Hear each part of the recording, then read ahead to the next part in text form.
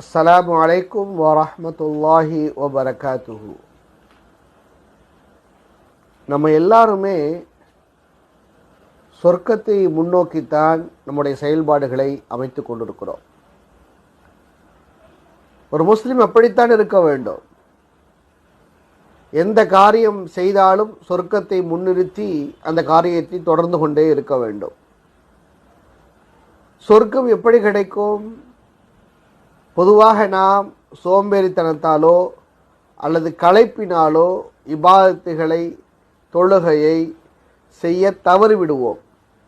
களைப்பின் மூலமாக அந்த தொழுகையை நிறைவேற்ற முடியாமல் ஆகிவிடுகிறது.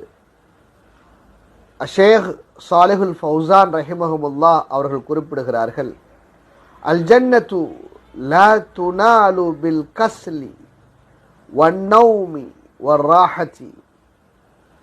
சொர்க்கம் சோம்பேறித்தனத்தாலோ தூக்கத்தாலும் ஓய்வாலும் பெறப்பட முடியாது.